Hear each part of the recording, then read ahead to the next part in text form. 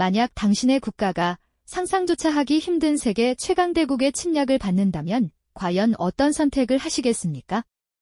거대한 적 앞에 맞서 싸울 용기를 내실까요? 아니면 잠시 몸을 피할 도피처를 찾으실까요? 혹은 모든 것을 포기하고 항복의 길을 택하실까요? 오늘 우리는 약 800년 전 이 질문에 직면했던 한 나라, 고려의 이야기를 함께 나누려 합니다. 유라시아 대륙을 집어삼키며 전 세계를 공포로 몰아넣었던 몽골 제국, 그 압도적인 힘 앞에서 고려는 무려 40년 가까운 시간을 버텨냈습니다. 이 기나긴 항쟁의 시작은 단순히 용감한 싸움만은 아니었죠. 과연 고려는 어떻게 이 불가능해 보이는 시간을 견뎌낼 수 있었을까요? 오늘 우리는 승자와 패자의 기록을 넘어 극한의 위기 속에서 지도층과 평범한 백성들이 각자 어떤 결정을 내렸고 그 수많은 선택들이 모여 어떻게 한 국가의 운명을 지탱할 수 있었는지 그 복잡한 인간의 고뇌와 역사의 흐름을 깊이 있게 파헤쳐 보려고 합니다. 자, 이제 시간을 거슬러 올라가 13세기 초의 세계로 함께 떠나볼까요? 당시 유라시아 대륙은 말 그대로 격변의 시대를 맞이하고 있었습니다. 동쪽 끝의 작은 나라 고려에까지 그 위세가 미칠 줄은 아무도 상상하지 못했겠죠. 초원의 작은 부족에서 시작된 몽골은 칭기즈칸이라는 위대한 지도자 아래 하나의 거대한 제국으로 통합되었고 그들의 기마병은 바람처럼 빠르게 유라시아 대륙 전체를 휩쓸었습니다. 금나라, 서하, 호라즘 제국 등 당대 강대국들이 속수무책으로 무너져 내렸고 그들의 발자취가 닿는 곳마다 폐허와 공포만이 남았습니다. 몽골군의 진격은 그야말로 거침이 없었으며 마치 자연재해처럼 피할 수 없는 운명처럼 느껴졌을 겁니다. 고려에도 이 몽골의 그림자가 서서히 드리워지기 시작했습니다. 압록강 너머의 북방 국경은 언제 터질지 모르는 시한폭탄과도 같았죠. 처음에는 조공을 요구하는 등 외교적인 압박의 형태를 띠었지만 곧 그들의 무자비한 침략이 현실이 되었습니다.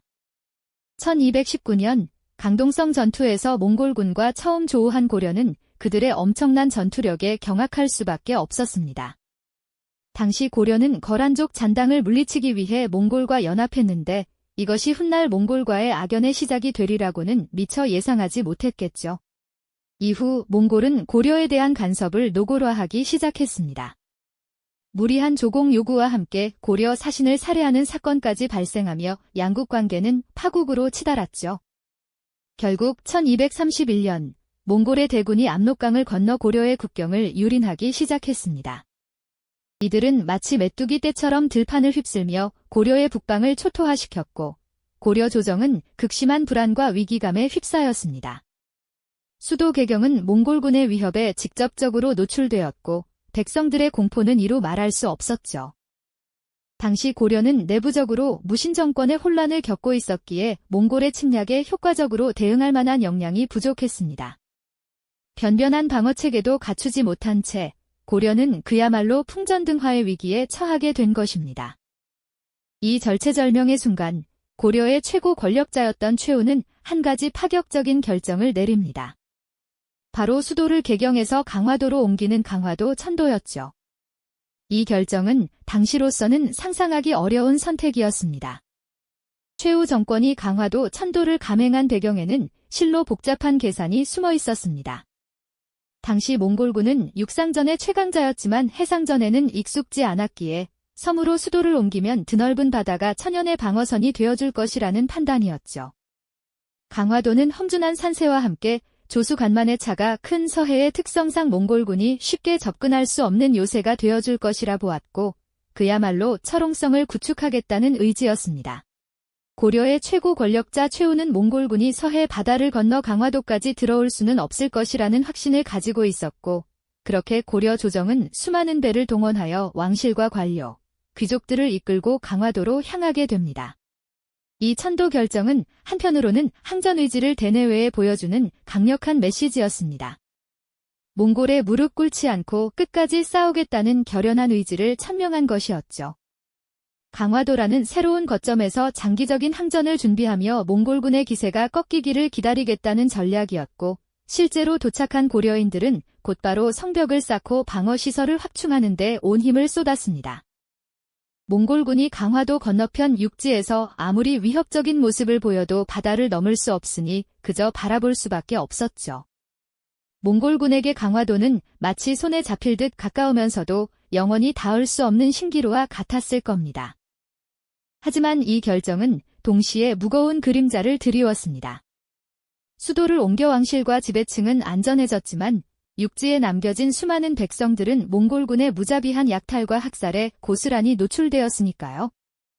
그들에게 강화도 천도는 자신들을 버리고 도망친 지배층의 이기적인 선택으로 비춰졌을지도 모릅니다. 농토는 황폐해지고 마을은 잿더미가 되었으며 가족들은 뿔뿔이 흩어지는 등 백성들의 삶은 그야말로 지옥 그 자체였습니다. 지배층의 안전이 곧 국가의 안전이라는 명분 아래 민초들의 희생은 너무나도 당연하게 강요되었던 것이죠. 강화도로 향하는 배들이 멀어지는 것을 바라보던 육지의 백성들은 과연 어떤 심정이었을까요? 그들의 눈에는 아마 절망과 분노가 가득했을 겁니다. 그러나 이 비극적인 상황 속에서도 고려의 백성들은 결코 좌절하지 않았습니다. 강화도에 있는 지배층의 명령이나 지원이 없었음에도 불구하고 스스로 일어서 몽골군에 맞서 싸우기 시작했으니 이것이야말로 40년이라는 긴 세월 동안 고려가 몽골의 침략에 맞설 수 있었던 진정한 동력이 아니었을까요?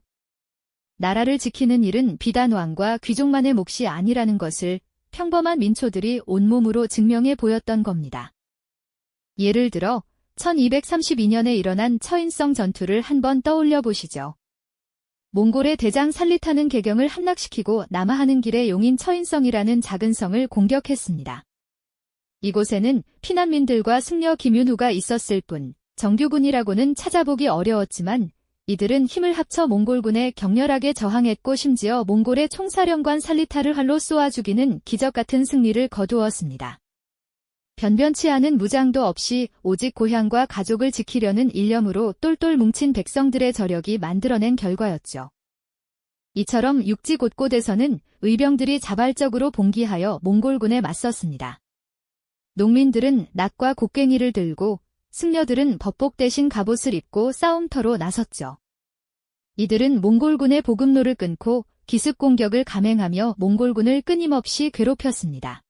비록 전세 전체를 뒤집을 만한 대승은 아니었을지라도 이들의 끈질긴 저항은 몽골군에게 고려 정복이 결코 쉽지 않다는 사실을 깨닫게 해주었습니다. 몽골군은 결국 강화도라는 바다의 장벽을 넘지 못한 채 육지 백성들의 거센 저항에 부딪혀 한계를 느끼기 시작했습니다. 고려의 운명은 이제 강화도에 고립된 정부와 육지에서 끈질기게 버티는 백성들의 이중주에 달려 있었던 셈이죠. 이 험난한 항쟁의 서막은 과연 어떤 결말을 향해 흘러가게 될까요? 강화도로 옮겨간 조정이 몽골에 맞서 항전의 의지를 다지는 동안 정작 육지에 남겨진 백성들의 삶은 어땠을까요? 그들은 몽골군의 칼날 아래 속수무책으로 무너져 내리는 현실 속에서 과연 어떤 선택을 할 수 있었을까요? 지도층의 지휘나 명령이 닿지 않는 곳에서 스스로의 삶터를 지키기 위해 일어선 풀뿌리 저항은 실로 눈물겹고 끈질긴 생명력을 보여주었습니다. 이것이야말로 40년에 가까운 기나긴 항쟁을 가능케 한 진정한 동력이 아니었을까 하는 생각이 듭니다. 몽골군의 발길이 닿는 곳마다 폐허가 되고 백성들은 노예로 끌려가거나 비참한 죽음을 맞이했죠. 하지만 이러한 절망 속에서도 민초들의 가슴 속에는 고향과 가족을 지키고자 하는 불씨가 꺼지지 않고 타올랐습니다. 그들은 싸움에 익숙지 않은 평범한 농부였지만 사랑하는 이들을 위해 괜히나 몽둥이를 들고 맞섰습니다. 때로는 몽골군으로 위장하여 기습 공격을 감행하고 보급로를 끊어 적들을 굶주리게 만들기도 했죠. 이처럼 게릴라식 항전은 몽골군에게 끊임없는 불안감을 심어주며 고려 정복이 결코 만만치 않은 일임을 거듭 확인시켜 주었습니다. 특히 불교 승려들의 활약은 놀라웠습니다. 그들은 부처님의 가르침을 따르는 평화로운 존재였지만 나라의 위기 앞에서는 주저없이 무장을 하고 전장에 뛰어들었습니다. 단순한 병사들을 넘어 백성들의 정신적 지주로서 항전의 의지를 북돋우는 역할까지 해냈습니다. 법당에서 연부를 외던 손으로 칼을 잡고 평화로운 수행을 하던 몸으로 치열한 전투에 나서는 모습은 당시 고려 백성들이 얼마나 절박한 상황에 처해 있었는지를 고스란히 보여주는 대목이죠. 이들의 헌신적인 저항은 몽골군의 사기를 꺾고 고려 백성들에게는 희망의 등불이 되어 주었습니다. 이러한 민초들의 저항은 강화도 조정의 결정과는 또 다른 차원의 항쟁을 의미했습니다. 정부의 명령보다는 스스로의 생존 본능과 애향심에서 비롯된 자발적인 움직임이었던 셈이죠. 하지만 이들의 끈질긴 저항은 몽골군이 육지를 완전히 장악하는 것을 방해했고, 이는 강화도 조정이 항전할 시간을 벌어주는 중요한 역할을 했습니다.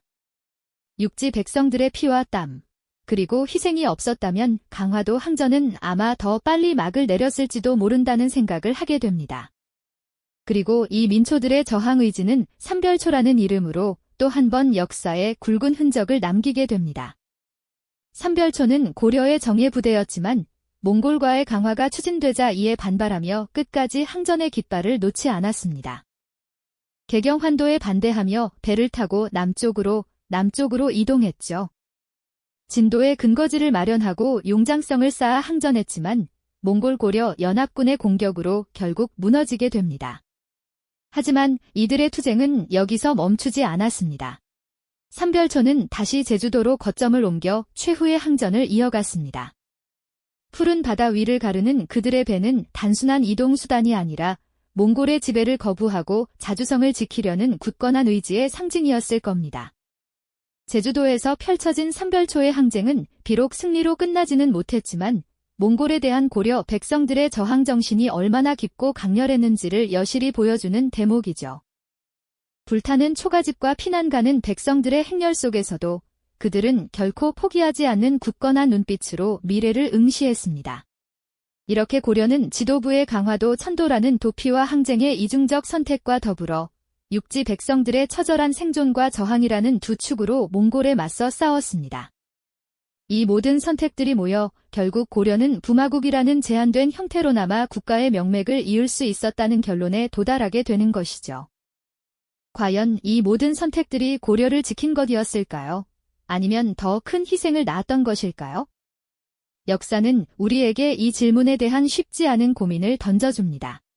고려의 지도부는 강화도로 피신하여 항쟁을 이어갔고 백성들은 각자의 터전에서 몽골에 맞서 싸웠습니다. 하지만 40년 가까운 기나긴 전쟁은 모든 것을 갉아먹었죠. 국토는 황폐해졌고 백성들의 삶은 피폐해질 대로 피폐해졌습니다. 더 이상 싸울 힘도 싸울 명분도 희미해져가는 시점에서 이제는 현실을 직시하고 또 다른 선택을 해야 할 때가 온 것이죠. 결국 고려는 몽골과의 오랜 전쟁 끝에 항복을 결정하게 됩니다. 원종은 백성들의 고통을 더 이상 외면할 수 없다는 비통한 심정으로 개경환도와 더불어 몽골에 항복하겠다는 결단을 내렸습니다. 이는 단순한 패배 선언이 아니었습니다. 전쟁을 멈추고 국가의 명맥을 잇기 위한 지도자의 고뇌에 찬 마지막 선택이었죠. 강화도를 떠나 황폐해진 개경으로 돌아오는 행렬을 상상해 보십시오. 그 길 위에는 해방감과 안도감, 동시에 밀려오는 깊은 체념이 교차했을 겁니다. 전쟁의 상흔이 고스란히 남아있는 수도 개경은 마치 고려의 아픈 역사를 대변하는 듯했죠. 원종은 직접 몽골의 수도 카라코룸으로 향해 쿠빌라이 칸을 아련하고 항복 의사를 전달했습니다. 이 만남은 고려가 몽골 제국의 일원으로서 새로운 관계를 맺게 되는 상징적인 순간이었을 겁니다. 고려는 멸망을 피했지만 몽골 황실의 사위 나라, 즉 부마국이라는 지위를 받아들여야 했습니다. 이는 완전한 자주성을 잃은 듯 보이지만 한편으로는 몽골의 직접 지배를 면하고 왕실과 국가체제를 유지할 수 있었던 복합적인 결과였습니다. 몽골로서도 고려는 일본 원정을 위한 중요한 전략적 거점이었기에 완전히 파괴하기보다는 어느 정도 자율성을 부여하는 것이 이득이었을 테니까요. 고려 왕실은 몽골 황실과 혼인 관계를 맺으며 이 복잡한 외교적 줄타기 속에서 멸망의 칼날을 피할 수 있었습니다.